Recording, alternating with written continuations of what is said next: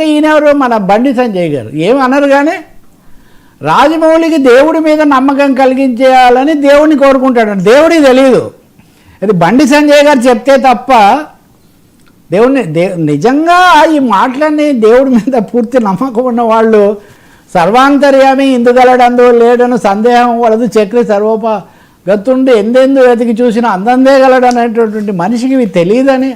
అసలు ఒక సినిమా ఫంక్షన్లో ఏదో జరిగితే ఎవరో ఏదో అంటే దాని ఎవ్వరు ఏం మాట్లాడినా కానీ దేవుడి మీద పేటెంట్ రైట్ ఏమైనా ఉందా వీళ్ళకు?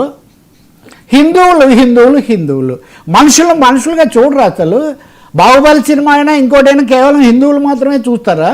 విదేశాల్లో కూడా ఆ సినిమా ఆడిందే అక్కడంతా హిందువులే చూసారా?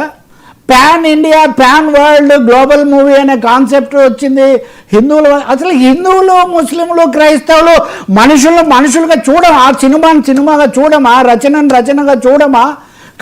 కళగా చూడమా? రాజమౌళి ఫాల్తు దర్శకుడు అంట. ఏది పడితే అది ప్రజాప్రతినిధులుగా ఉన్నవాళ్ళు గతంలో కూడా అంతే. స్టాండప్ కమెడియన్స్ వస్తే హాస్యం చేసేవాళ్ళు వాళ్ళకు అడ్డం. ఎవరు వచ్చినా అంటే వీళ్ళ గంగా స్నానాన్ని కొండుభట్ల వారి ఆజ్ఞాన్ని వీళ్ళ దగ్గర అనుమతి తీసుకొని వెళ్ళి ఇవన్నీ చేయాలా? కాబట్టి చాలా తీవ్రమైన విషయం అండి. బీజేపీ పెద్దలు, ప్రభుత్వ పెద్దలు కూడా ఇలాంటి విపరీతమైన ఈ బెదిరింపు ధోరణులు ఎవరు బాయ్కాట్ చేయాలని చేయమనండి. రాజమౌళి సినిమాను బాయ్కాట్ చేయించేంత సీన్ రాజాసింగ్కి ఉందా? రాజమౌళి నేనేమి రాజమౌళి అంటే అతీతుడని నేనేం చెప్పట్లా. ఆయన ఈగ మీద కూడా సినిమా తీశాడు. నేను అప్పుడు ఒక ఫంక్షన్లో పాల్గొంటే చెప్పా, మగధీర సినిమా తర్వాత ఈగ ధీర సినిమా కూడా తీశాడు ఆయన, కంటిన్యూషన్. కాబట్టి అక్కడ ధీరుడా, దేవుడా, లేకపోతే ఈగనా, లేకపోతే ఇంకో సినిమాలో మర్యాద రామన్న సినిమా తీశాడు. అయోధ్య రామన్నే కాదు కదా, మర్యాద రామన్న సినిమా కూడా తీశాడు కదా, సునీల్ను హీరోగా పెట్టి రాయలసీమ నేపథ్యంలో. కాబట్టి ఒక్కొక్క సినిమా ఒక కమర్షియల్ ఫార్ములా ప్రకారం వాళ్ళు చేస్తుంటారు. కాదు సామాజిక ఇతివృత్తాలతో కొంతమంది చేస్తుంటారు. రాజమౌళి కూడా ఒక చోట అన్నాడు, నేను పెద్ద ప్రయోగాలు చేయకపోవచ్చు కానీ డిఫరెంట్ థీమ్స్ తీసుకొని నేను టెక్నికల్ ప్రయోగాలు చేస్తుంటాను కదండి అని ఎక్కడో అన్నారు. కాబట్టి రాజమౌళి ఎవరినేమి కించపరచకుండా చెప్పిన దాని మీద ఆయన మీద దాడి చేయటము, అందులో శాసనసభ్యులు, కేంద్ర మంత్రులు ఈ విషయాలు మాట్లాడడం మటుకు చాలా అభ్యంతరం. మర్యాదగా మాట్లాడారు.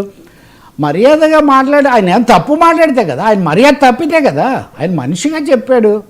మీరు అనరా అండి ఎందుకు ఆ దేవుడికి కూడా దయ రావట్లేదని ఎవరైనా అంటారు.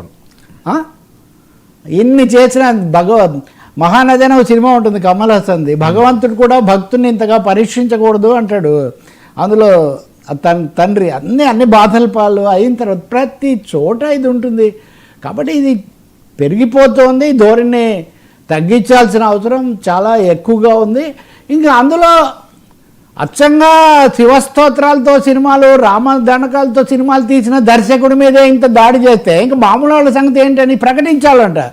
మీరు నాస్తికులా కాదా ప్రకటించాలి. మీకెందుకు ప్రకటించాలంటే భారత రాజ్యాంగం ఏమైనా అడుగుతుందా?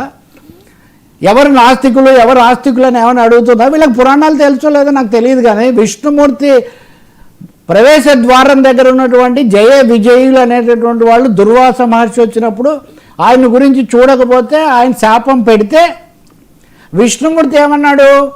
పురాణం ప్రకారం మీరు ఋషి శాపాన్ని నేనేం చేయలేను, కానీ మీరు 3 జన్మల్లో నా